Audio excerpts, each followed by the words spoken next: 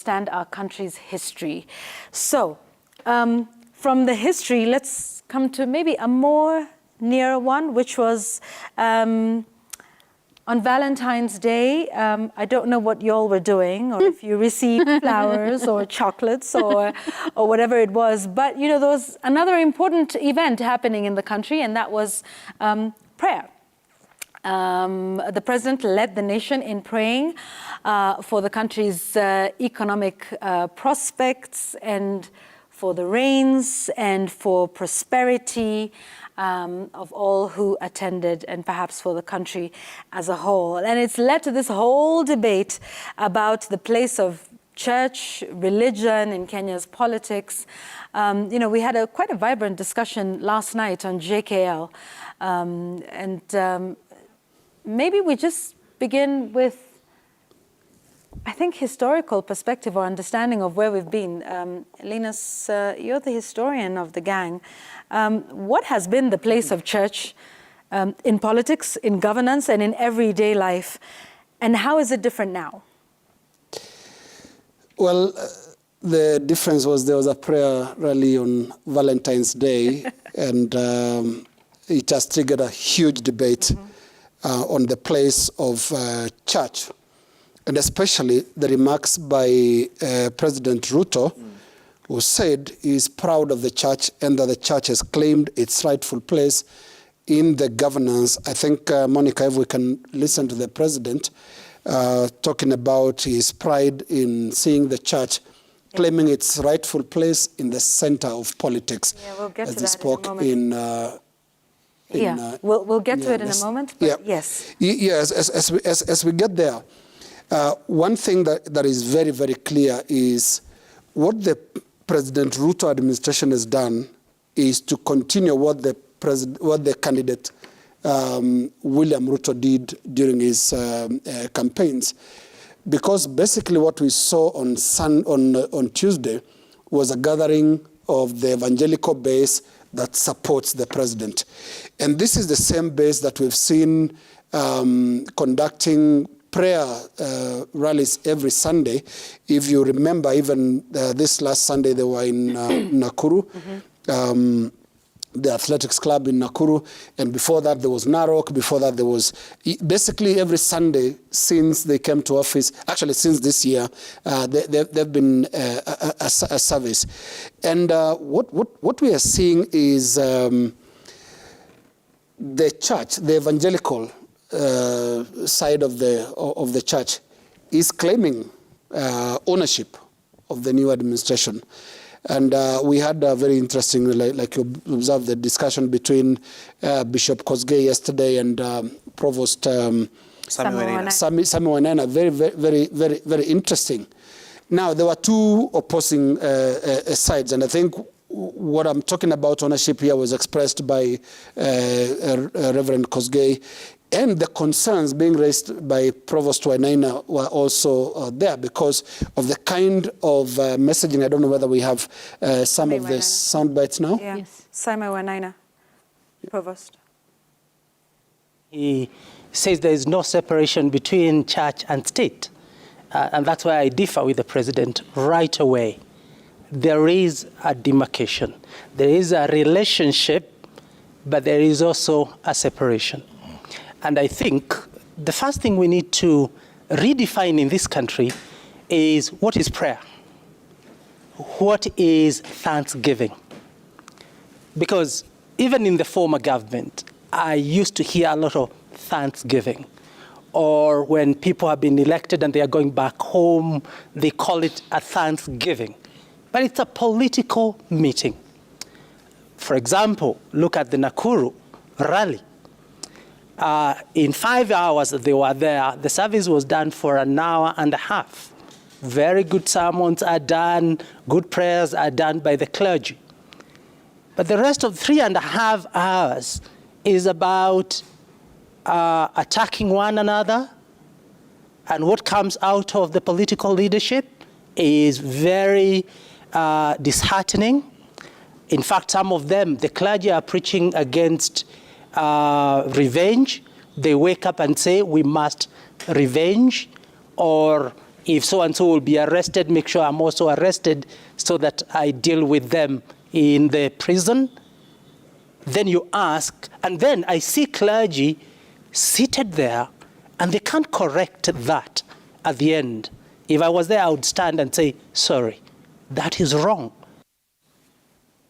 There it is. Those are the concerns, and Provost Wainaina did express them. It's about what kind of messaging is coming out of these rallies. And he says these are not prayers, they are rallies. And quite evidently, one should call this basically election celebration gatherings, because in every election, in every prayer rally, basically, there is talk of how the Lord saw through the candidate. And it got even a bit detailed in Nyayo Stadium when Dorcas Rigathi, Gachagwa's spouse, spoke of man of God versus prophets of Baal. But I just want to say one quick thing, because what we are seeing is what was seen in Zambia in 1991 when Frederick Chiluba replaced Kenneth Kaunda as president. He won the election in 1991, and in December he actually declared Zambia to be a Christian nation.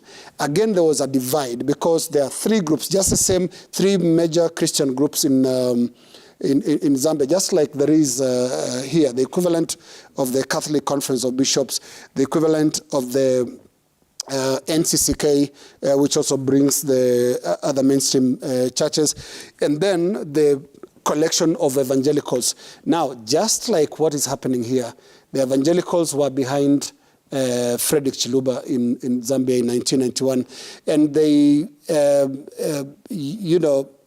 claimed their place. And this is what we are seeing also here. What we are seeing that is not very pronounced, it comes out sometimes, but not very clearly, is that the church also, the evangelicals also want to claim a piece of the political power as well. We saw a bishop, was it a bishop or a pastor in Baringo sometime, saying, we can do these jobs, basically asking for jobs. So what we are seeing is the evangelicals are saying, our guy is in office, it's our turn. So they want a share of the power, and they want to be very, very highly visible. And how visible has this been? Very highly visible. I think in your stadium we saw banners of National Altar. National Altar. We are told this is run from very high places. So this is very similar to what Chiluba was doing in 1991. Yeah, but yet, Francis, we've seen, the church play several roles in religion. Many will remember, the push for multipartyism in the early 90s, the church being a strong voice of, what was the word we used, of oversight. I believe it was, for government and governance and how things were being done. So there's obviously been an involvement of the church in Kenyan life and politics. Like they're not just speaking about, matters of the heart and the soul and the mind, at the pulpit, but of what happens also outside the church doors.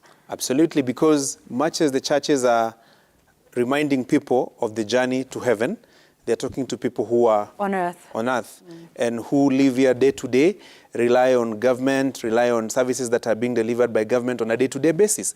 And there has actually been a relationship between the state and the church over the years. I mean, look at the number of schools that are being sponsored by religious organizations. It could even be in the region of about 60%. Look at the number of health facilities that are being managed and sponsored by religious organizations. They could be in the region of maybe 40-50%. So there's a close relationship between the state and religion. And I don't know why anyone would be surprised with what's happening now, because even during the campaign, in the run-up to the general election in 2022, you saw every Sunday the then deputy president and the candidate of UDA was in church in one way or another. Even the Azimio leader also, you would see him in church, in this church or the other church. Why? Because the religious organizations are very prime areas of political mobilization. I mean, there's already crowd, if you like. It's already the crowd. Congregation is already there. Actually, unmobilized. Yeah. Because on Sunday, Yeah. at 11 a.m., you are almost 100% likely to find Linus Kaikai at Nkoroi Catholic Church attending the 11 o'clock Mass. Unmobilized.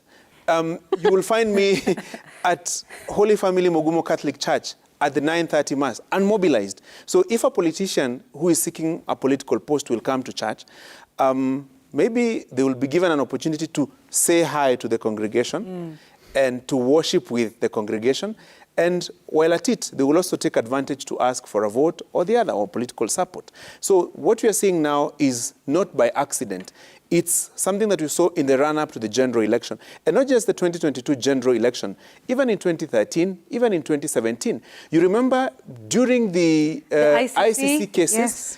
You remember those? The prayers, remember the one at Nakuru Afraha Stadium, where in fact, I believe Mama Ngina was actually present, and she laid her hands on both her son, Uhuru Kenyatta, and William Ruto. You know, they were running on that ticket at the time.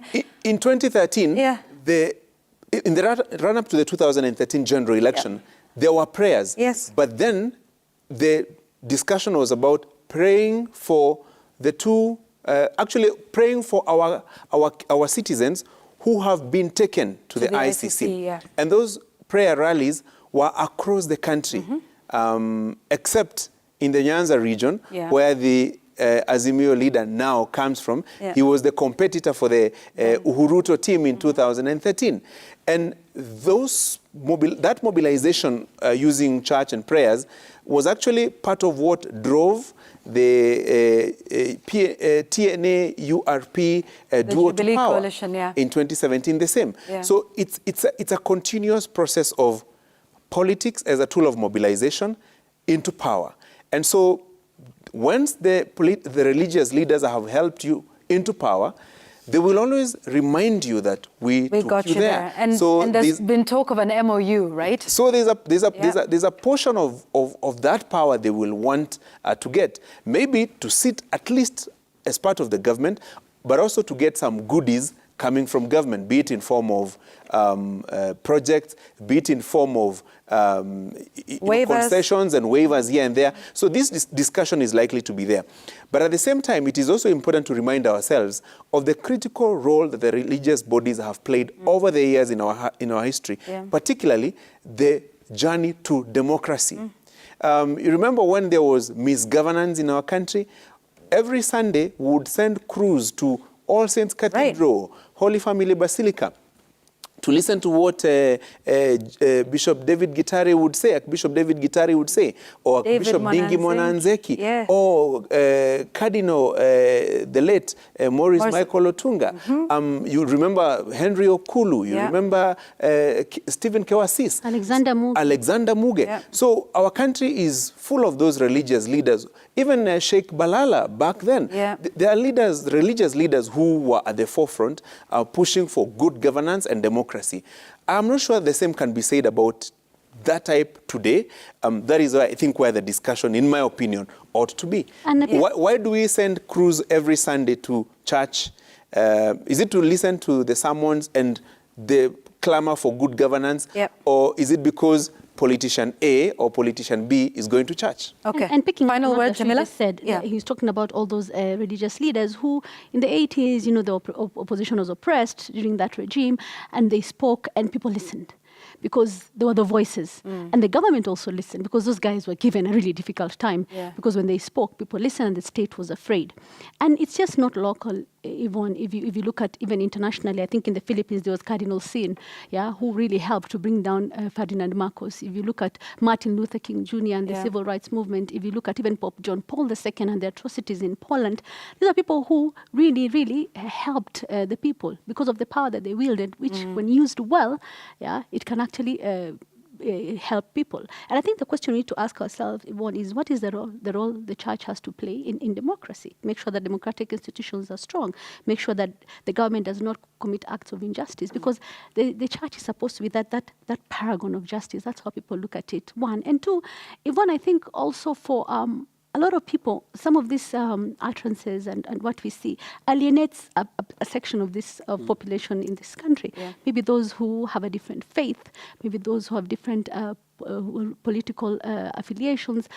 It's not everybody who actually would sit and listen and watch and be okay with it. You're alienating a section of the population because these are matters of faith, these are matters of hope, these are matters of what's in people's hearts about who they believe in and what they believe in. So I think we need to be careful about those people who feel left out or are left out in such a situation. Indeed.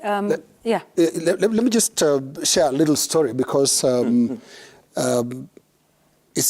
the country has been here before, where the religious body will be divided on issues of principle. I think it was in 1985 when KANU now resolved to introduce a new way of voting, the Mlolongo system to be used in the next election. And the NCCK, which was a very powerful organization at the time, had a problem with that. But some of its members, actually the name is Bishop Daniel Kirugo of the AIPCA, and his chairman was Tadio Maura. They actually called on the government to investigate NCCK, and they condemned NCCK and said they should not be allowed to ruin the country. Those were their words.